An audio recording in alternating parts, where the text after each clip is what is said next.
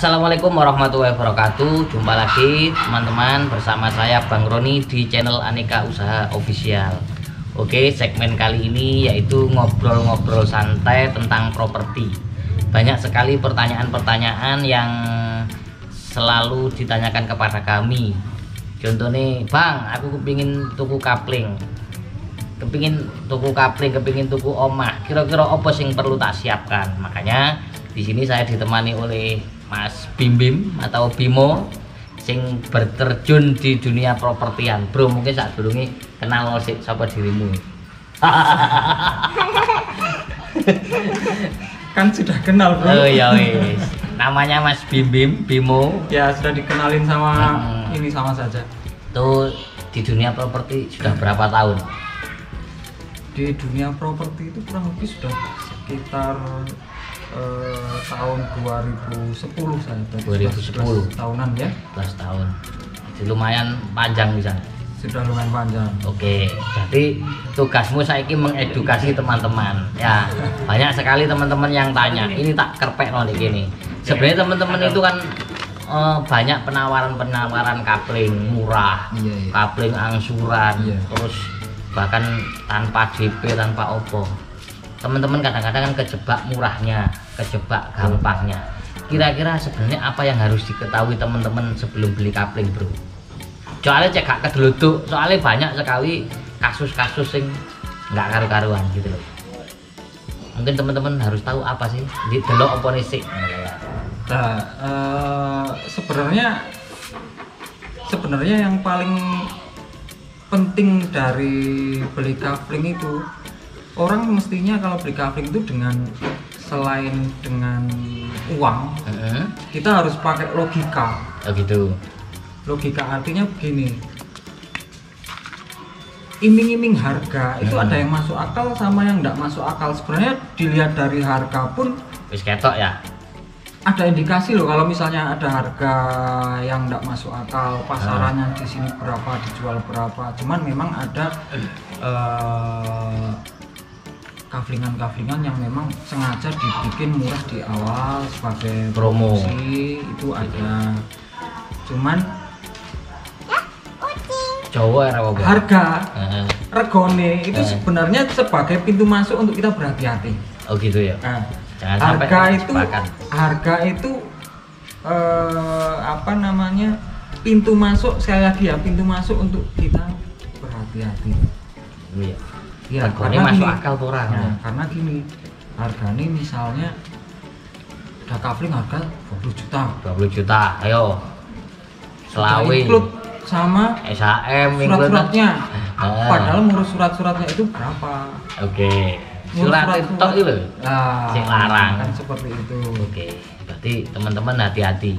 Biasanya lu yang murah itu ya bukannya lu yang murah terus palsu, enggak sih. Nah, itu pintu masuk untuk kalau misalnya ketemu murah terus bagus, surat-surat lengkap lah, itu rezeki. Oh, rezeki. Tapi kalau misalnya ketemu harga di bawah pasaran, kita wajib Nyelidiki dulu. berhati-hati dulu. Tapi bukan berarti kalau yang murah kita, kalau yang beli ada yang mahal terus kita tidak berhati-hati. Itu jangan seperti itu. Oke. Ada yang mahal, ada tanah yang bagus, ya kita tetap berhati-hati. Kalau beli properti, beli rumah, beli tanah, itu tetap kita harus Waspada lah ya. waspada. Oke. Yang kedua, Nah, yang harus dilihat tentu saja legalitas. paling Nah, ini penting.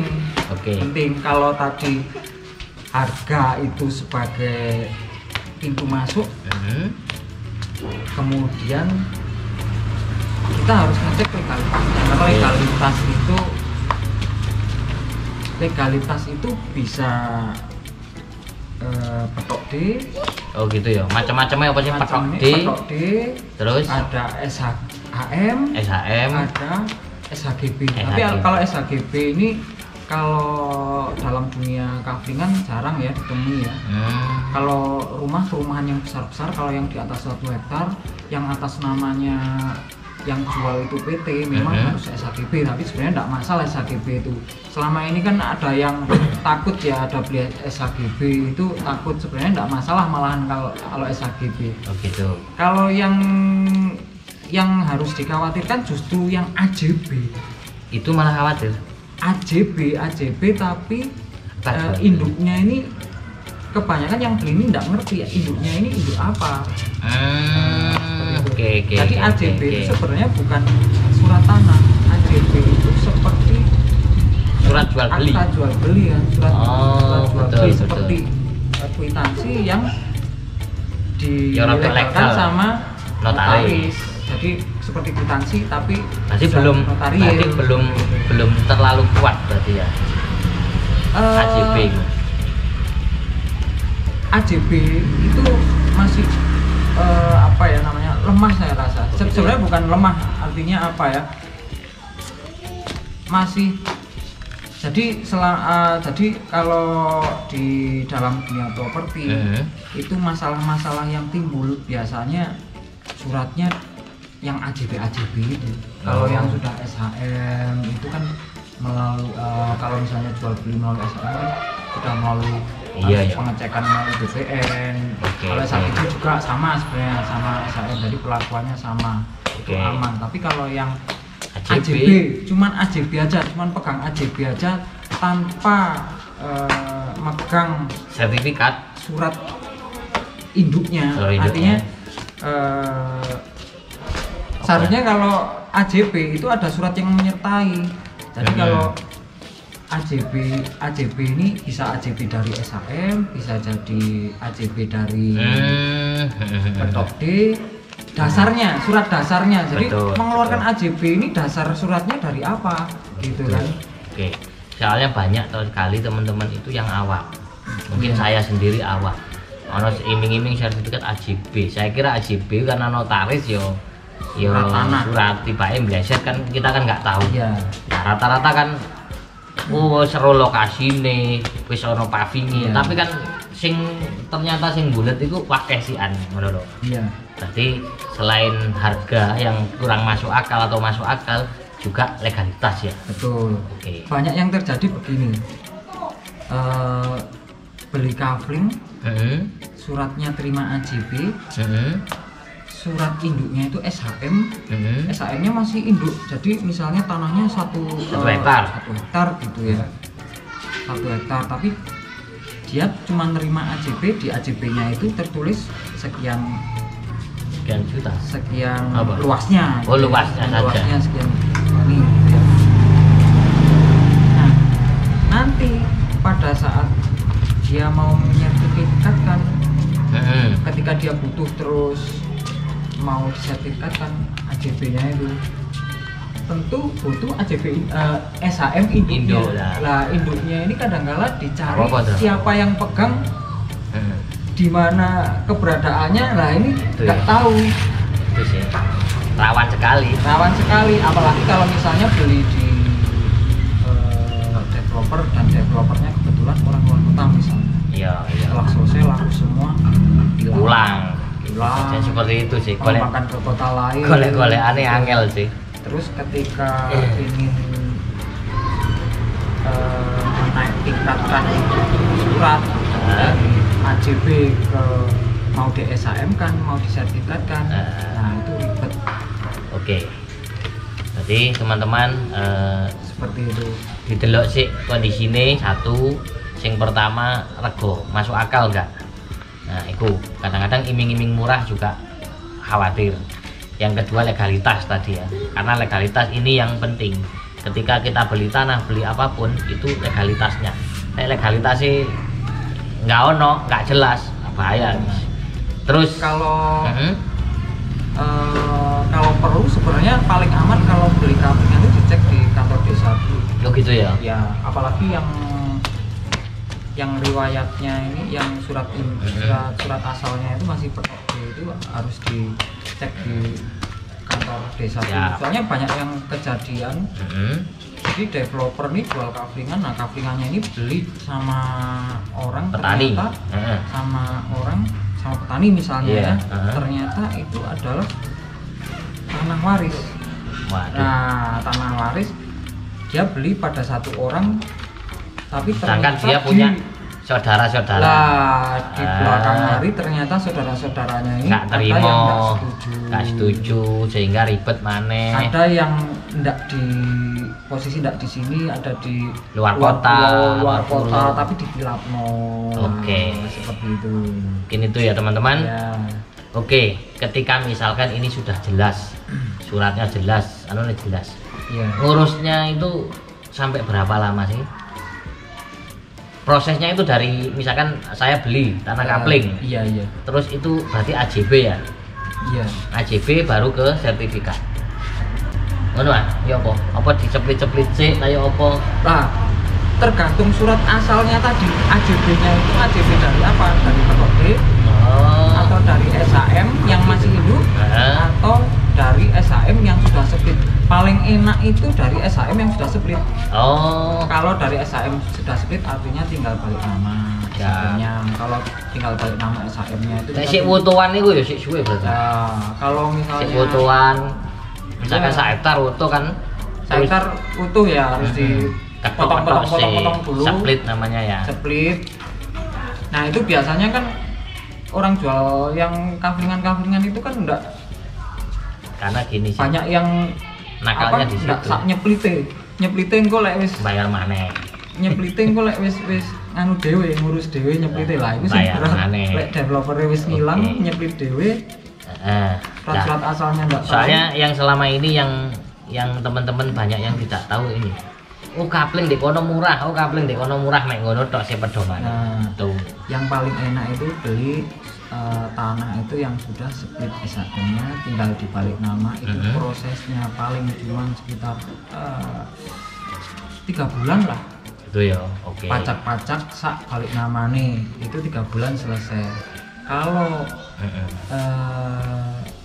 kondisinya masih induk lah, itu posisi lama atau enggaknya itu tergantung, bisa jadi 2 tahun, bisa jadi 3 tahun, bisa jadi 4 tahun, bisa jadi enggak bisa jadi.